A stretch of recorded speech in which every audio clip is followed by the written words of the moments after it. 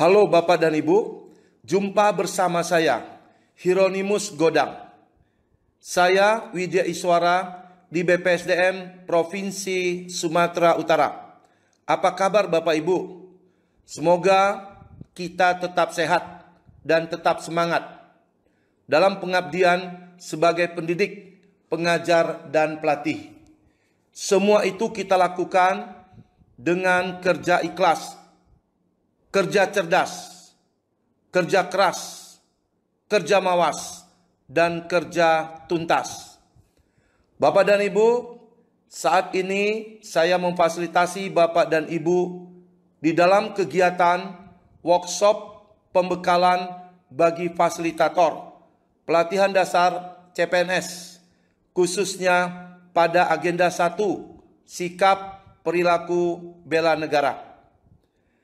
Seperti yang kita ketahui, dasar hukum pelaksanaan pelatihan dasar CPNS diantaranya: pertama, Undang-Undang Nomor 5 Tahun 2014 tentang Aparatur Sipil Negara. Kedua, Peraturan Pemerintah Nomor 11 Tahun 2017 yang telah diubah menjadi Peraturan Pemerintah Nomor 17 Tahun 2020 tentang Manajemen ASN. Ketiga, Peraturan Lembaga Administrasi Negara Nomor 1 Tahun 2021 tentang Pelatihan Dasar CPNS. Keempat, Keputusan Kepala Lembaga Administrasi Negara Nomor 93 Tahun 2021 tentang Pedoman Penyelenggaraan Pelatihan Dasar CPNS.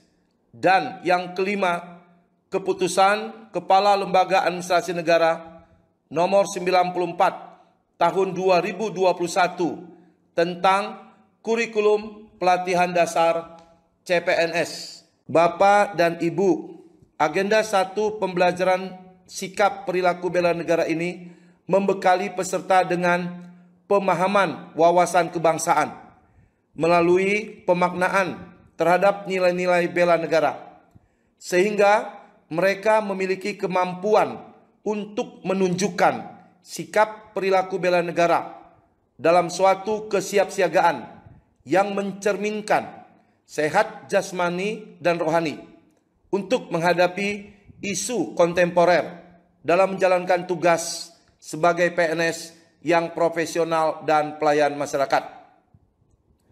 Pelatihan dasar CPNS dapat dilaksanakan dalam bentuk pelatihan klasikal atau blended learning. Tetapi apabila terjadi keadaan darurat atau keadaan lain tidak memungkinkan untuk diselenggarakan pelatihan klasikal atau klasikal pada blended learning, maka dapat dilaksanakan secara distance learning berdasarkan persetujuan tertulis dari Kepala Lembaga Administrasi Negara. Untuk lebih jelasnya tentang bentuk dan waktu pelaksanaan pelatihan klasikal, blended learning, dan distance learning, khususnya agenda 1, sikap perilaku bela negara, akan kita diskusikan bersama-sama pada kegiatan workshop ini. Bapak dan Ibu, ada 4 bentuk atau tahapan dalam pelaksanaan blended learning, yaitu pelaksanaan dengan MOOC, distance learning, penguatan kompetensi teknis bidang tugas yang disingkat dengan PKTBT, dan pembelajaran klasikal. Pembelajaran MOOC dilakukan secara mandiri oleh peserta dalam bentuk online asinkronus selama 48 jam pelajaran yang setara dengan 16 hari kerja. Di akhir pembelajaran MOOC dilakukan evaluasi akademik dalam bentuk pilihan ganda pada level C1 hingga C2 sesuai dengan taksonomi Bloom.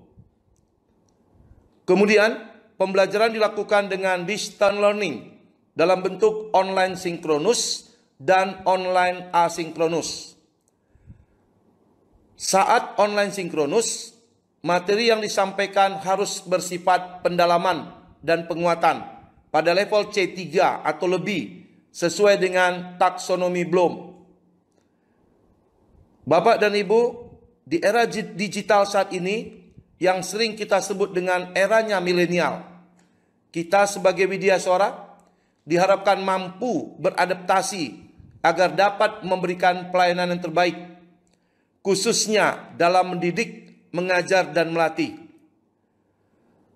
Pendekatan yang sangat tepat di era digital saat ini adalah pendekatan heutagogi dan cybergogi. Cybergogi merupakan strategi pembelajaran yang mendorong para pembelajar untuk terlibat pada lingkungan belajar dalam jaringan atau yang kita sebut dengan online. Pendekatan ini sangatlah tepat diterapkan di era industri 4.0.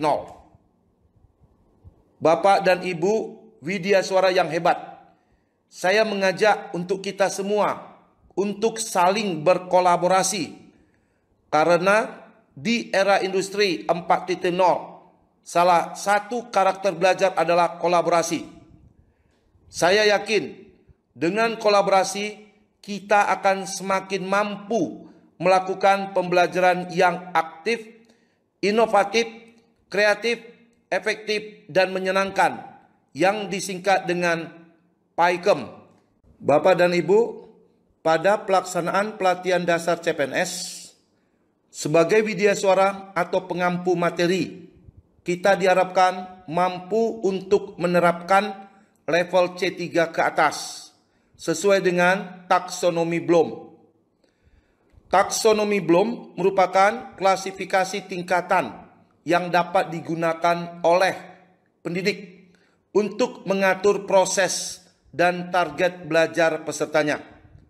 Menurut Bloom, ada 6 level klasifikasi tingkatan, yaitu C1 disebut mengingat, C2 disebut memahami, C3 disebut menerapkan, C4 disebut menganalisis, C5 disebut mengevaluasi, dan C6 disebut membuat atau menciptakan. Di era revolusi industri 4.0, menurut Bloom's Digital Taxonomy, terdapat 24 bentuk aktivitas digital yang dapat kita gunakan dalam mengimplementasikan kemampuan berpikir, dari kemampuan berpikir rendah hingga kemampuan berpikir tinggi.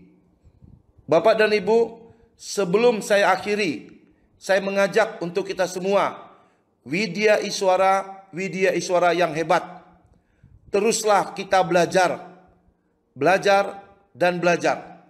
Bila perlu, belajar sambil mengajar dan mengajar sambil belajar. Sekian dan terima kasih.